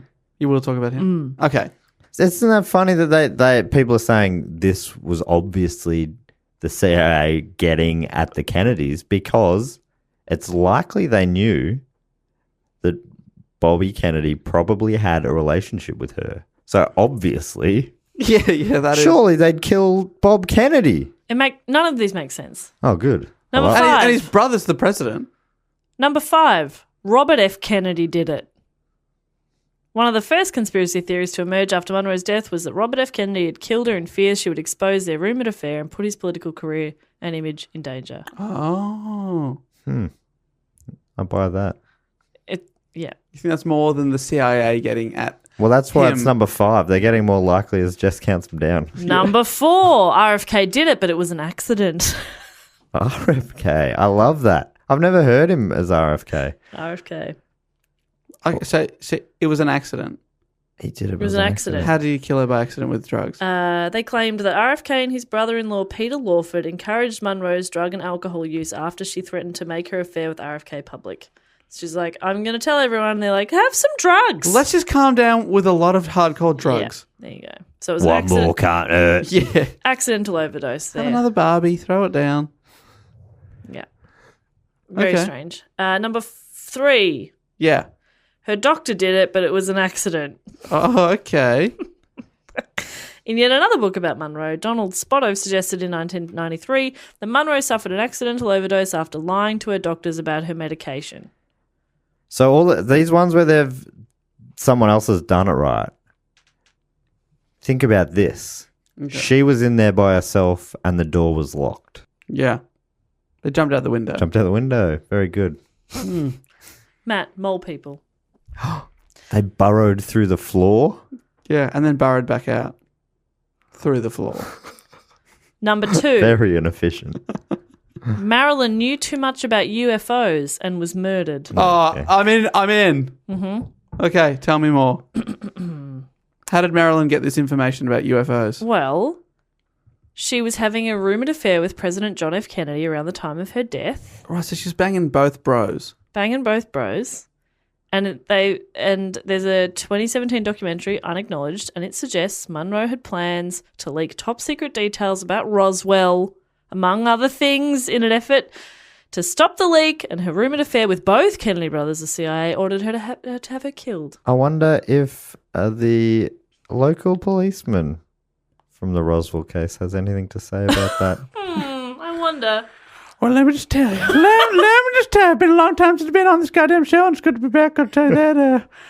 The Kennedys, I've heard of them. Obviously worked under them during NAM. Or before NAM, 1945. Anyway, I'm going to talk about Marilyn Monroe. 7-year hitchhiker. I was one of those with my wife about 7 months in. It was 7 month hitch. I got to get out of there, I said to myself. But she said to me, "Oh, you can't leave." And I said, "No, I can't leave. Never going to leave." And anyway, Marilyn, we've got to talk about Marilyn. What do you want to know? Okay, yeah, I'm pretty sure the president did it. I've said too much. Gotta go. God bless you. God bless you. Let me just tell you. Thanks for stopping by. Let me just tell you. Oh, Sheriff Goldworth. Well, what just Dave, happened? you just missed him. Blacked out again. Had a long day. All right, so that's number 5, is that she knew too much about UFOs. She was killed. And number 1, Cosmo was splitted into 2. Ooh. Oh, 1A and 1B. Not just making it a list of 7. You were the top That would have 7. been ridiculous. But we already said 6. It's like when someone's, you're writing a card and we started with 6. We can't go back now. I've written Happy Mother's. Yeah, I do that a lot. Fuck. Okay, so the mafia did it. A private detective, Milo Speriglio, made an accusation that Monroe had been murdered by Labour Union leader Jimmy Hoffa and Chicago mob boss Sam Giancana, so the Kennedy family would leave the mafia alone. It's all about the Kennedys, really. But, so the mafia did it, or the mafia did it based on orders from the Kennedys. It was either to get back at the Kennedys or because the Kennedys told them, but something about the mafia's in it. So, okay, let me just... First one. Yeah. Kennedys pissing off the mafia, so they take out Marilyn Monroe. Okay. They all seem to think it either... Yeah, it's Marilyn Monroe being killed is really going to hurt the Kennedys. Yeah. Because of a secret affair. Or the Kennedys did it. Quite the opposite. Yeah. Because of the secret affair. Yeah. So, based on the orders of the Kennedys, a biographer called Darwin Porter had a book called Marilyn at Rainbow's End. And he suggested that she was murdered by the same person, Sam Giancana, who received orders from one of the Kennedy brothers to silence the actress and anything she was going to say about her affair. And he claims that 5 mafia hitmen entered Monroe's home and administered a chloroform-soaked washcloth on her face, injected her with drugs, and moved her to her bedroom to make the scene look like a suicide. Guys, this is from Cosmo. Right. Oh. Now, and was she definitely having an affair with the Kennedy brothers? Is that a thing? I don't know. What about this Happy Birthday, Mr. President? Do you know anything about that story? It happened. Yeah, is that... Am I imagining that I've seen footage of that? Or I've just seen a reenactment of it? You've just seen Mr. Burns pop out of a cake and sing Happy Birthday, Mr. Smithers. That's probably what you're thinking of, is that part, yeah. But I think, no, she definitely did sing Yeah, Happy she did Birthday, she Mr. did President. do that. But was she having an affair with him? Did you come across any of that? As it says there, I think it's rumoured. I can't say 100% for sure if that's a definite. It actually didn't really say much. What I was about reading. aliens? Can you say that 100%? Oh, yes, 100%. The aliens killed her because she knew too much. I mean, the only thing that makes me think maybe something is going on is that she dies, possibly murdered. Then JFK murdered. Robert Kennedy, murdered. That's a bit crazy. So you think aliens? No, I don't think aliens. What do you think? But are they connected? I can see how some people that like to see things, and it is intriguing. I'm not saying I don't like to see things, Dave. I don't take for granted my sight, my vision, and that I have that sense. I'm very #blessed for that. I'm very dependent on smell. And I smell something fishy here. Ooh. It's just So if she was murdered, and then because those two were definitely murdered, it's debated about who shot them. But yeah, that's a bit sus. If she's having an affair with both of them, And was it all around the same time? well, then within 10 years they're all dead. Yeah. But I mean, a lot of people all died, right?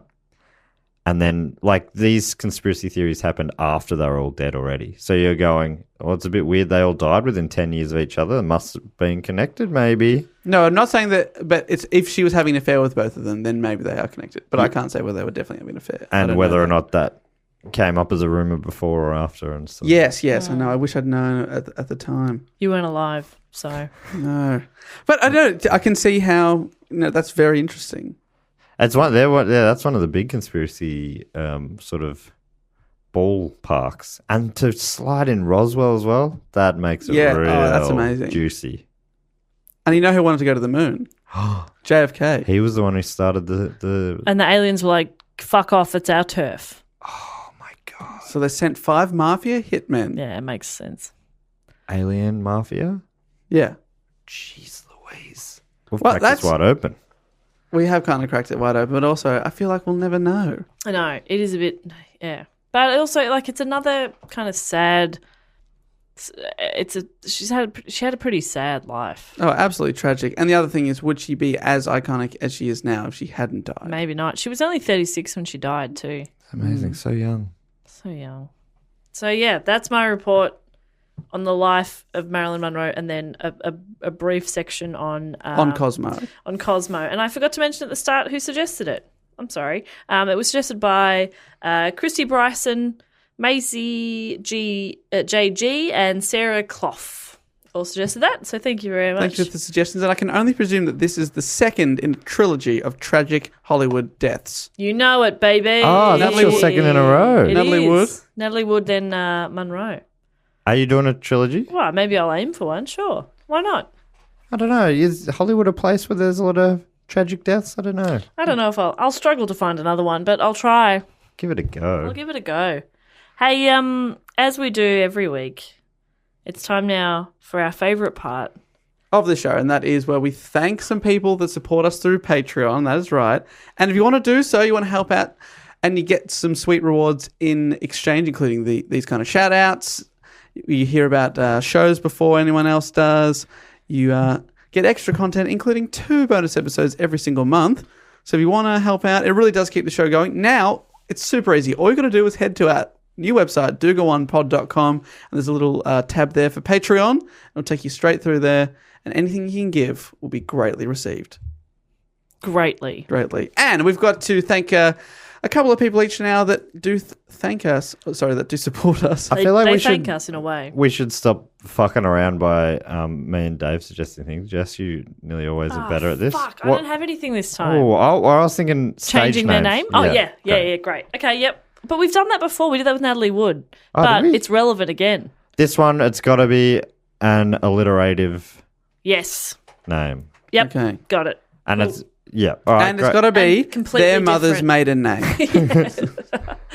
Oh, this first guy I want to thank has got such a sick name. I think, as a general rule, all of our listeners have amazing names. But from Rockford, Illinois, Wow. I'm assuming IL is Illinois, I would love to thank Jacob Griefenstein. Wow. Jacob Griefenstein. That is a hell of a name. Jacob Greifenstein is another possibility. That's his alias. Yeah, Jess, what do you reckon? Jerry Jumanji. That is a great name. That's a great name. That's got big star written all over it. Bus Stop starring Jerry Jumanji. Wow. I'm seeing it. I'm seeing it twice. Me too. So nice. I'm taking I'm my watching friend. it twice. I'm taking my mum. Because Jerry Jumanji is our favourite. And obviously Jacob Griefenstein or Jerry Greifenstein. Fuck, sorry. I've learned how Stein should be said. And you forget every time, though. It's Stein. I'm pretty sure it's Stein. Okay. Jacob Griefenstein, I think. And I'd also love to think another absolutely sick name to see that. from. Oh no, I've lost him. Oh no. Oh no. Wow. Oh goodness. Oh good Lord, no. Neither of us are helping you either. Just letting you freak I'm out. enjoying you freak out. What have you done? From Seamless. Aberdeenshire in Great Britain, I'd love to thank Grant Cheesewright. Grant Cheesewright. James, you want to have a go? All right, let me have a go. Follow your heart. Grant Cheese, right. Oh, okay. Trent Yes, I like it. Tellerman. Trent Tellerman. Trent Tellerman. Not Tellerman? No, Tellerman. Got it. Love it. That sounds pretty good. Trent Tellerman. Yeah, I like that a Very lot. good. See, it's fun, isn't It's it? fun, but I mean, I just couldn't beat Cheese right. It's No, the best Yeah, last no. name I've ever heard. That's Cheese fantastic. Oh, good on you, Grant Cheese right. Or Trent Tellerman. You're now known. Can I thank some people? Please. I would like to thank from Spokane, Ooh. Washington, Ooh, hello. Matthew Dennis. Ooh, Matthew Dennis. Hello, Matthew. Matt, have a go. Okay. From one Matt to another. All right, I'm just gonna blank my mind, Okay. and then just Doesn't- come out with whatever it is. I'm Doesn't- blanking. He's I'm winding up, blanking. he's winding I'm up. blanking. I'm blanking. Fred Friedenstein. Oh, Steen, not Stein. Yeah, spelled double E. Fred Friedenstein. Wow. Did not I gotta get the stop blanking my mind. You went It from nearly 0 never works. days. What did I say? I was I don't out know. there. Fred Friedenstein. Fred Friedenstein. No, Steen. Steen. Fred Friedenstein. Double E-N. Yeah. Yeah, Fred Friedenstein. Fred Friedenstein. Thanks so much, Freddie. That's you now, Matthew Dennis. Thank you so much. And next up from the Isle of Wight. Oh, the Isle of Wight. That's pretty cool. Yeah, that's very That's cool. very cool. Harry Green. Oh, another great name. No, There's been a lot of it's greens not. coming up. It's boring, and we can make it better. Okay, how do we zing it? How do we make it? How do we make it pop? I'm gonna blank my mind. I'm doing the weird gesture Matt was doing Yeah. before, but it's okay. It works.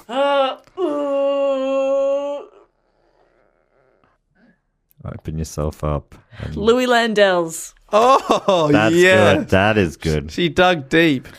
Louis Landells does sound like that's a I think I blanked out. that's a Golden star era. name. It's like a golden era. Louis star. Landells. It's very nice. It's based on my friend Louis and the surname of my friend Sophie Landells. Oh, Wow. Harry Green, no more. Louis Landells, you are now the king of the Isle of Wight. Yes. Congratulations, sir. Now, I would like to thank all the way from Oklahoma City.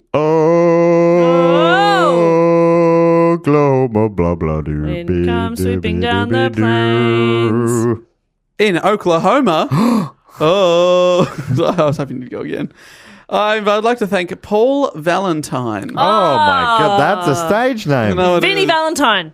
Keep Valentine. No, we got to change it. we got to give him something. good. Paul Valentine's are Valentine. good. Fine, I give up. What about this? What about Henry Heartthrob? Oh, yes. Great. Yes. Love it. But he's not typecast in just heartthrob roles. No. Like, he does action flicks too. Yeah, he can get gritty. Oh, he's so gritty. Yeah. Oh, Paul, Henry, thanks so much for your support all Love the way it. Yes. in Yes. OKC. And finally, I would like to thank, from Brisbane, right here in Australia, I would like to thank another very happy sounding name, Alice Joy. Aw, Alice Joy. that's a great name. All right, let me think of something here. I love the name Alice already, but Joy is great. Oh. Grace Garibaldi. Ooh. Wow. Grace Garibaldi. Matt did not enjoy that. Oh, I did. I did. You liked Grace. Great, just a great stuff. Garibaldi. It sounds like Absolute classic. to No, me it's that sounds like a name that You change. that requires a stage name. Yeah. Grace Garibaldi. No, that is, Wow. You're thinking, where's she from? She's got the grace of Grace. She's got the Garibaldi Of. Garibaldi. Right. No, now that you say it that way, it's still fucking stupid. You don't think that sounds good? No. You had Henry Heartthrob. Great. That's a stage name. That's memorable. If Sounds like a porn star. I'm saying Grace, what's her face? Garibaldi. No. Oh, I've already lost. Grace Grabber-Coldy. I don't know. Oh, see, that's great. What's a different name? I'm open to suggestions. Grace Grabber-Coldy is a really good one. I'm happy to admit when I've been trumped. And I've been trumped with Grace Grabber-Coldy. That's a great name. Yeah, Grace Grabber-Coldy. Alice, come on. You're happy with that? Grabber-Coldy on us. With your own money, of course. Thank you so much. In what way is it on us? She gives us I money. made the suggestion. Oh, okay. Yeah. Right. That's a very generous offer. Thank you. And thank you so much to Help yourself Grace. to a drink. Yeah. And thanks to all the superstars from Hollywood and around the world that support us through Patreon. Really does make a big, big difference in our little lives. We've got little lives We do. and little bums. Now, usually I... Speak for yourself. I do. I got no bum. Neither do I. It's been well documented on this show. Matt, how's your butt? It will not quit. Great. Now, Just a real workaholic. usually at the end of this show, this is the part where I say all the ways you can contact us. But guess what? We've put them all in one spot, and it's dogoonpod.com. And that's also where you can find the Patreon and the link to suggest a topic. And maybe next week we'll be reporting on your suggestions. So hit up dogoonpod.com. And don't forget, you can check out our merchandise on there now. Yes, exciting times. Buy a couple of T-shirts. Yes, buy 2 of them. Grab a coldie. 2 of each. Chuck us any suggestions you like for what we can do with the website, merch, and anything Yes, you like. we are Obviously, we're open. always open to suggestions of any type. Unless your suggestions are dumb. Yeah. Oh, Then I don't very want to close to fucking those. hear 'em. Suggestions for topic, put them. We are still getting a few via tweets and that, and email and stuff like that. If you just go straight to the hat, that is the only way in these days to get your suggestions in, and you can do that at the website. dogoonpod.com. That's right. All right, well, that is us for another week. Thanks so much for tuning in. We will be back with another episode in 7 days' time. DW report. Yes. The best ones. Oh, got to start thinking about what I'm going to be talking about. It's going to be a lot of fun, but thanks for tuning in. Until next week, I'll say thank you and goodbye. Laters. Wait, that's Yeah. How's it fucking feel? Bye. No! Yeah. This podcast is part of the Planet Broadcasting Network. Visit planetbroadcasting.com for more podcasts from our great mates. I mean, if you want. It's up to you.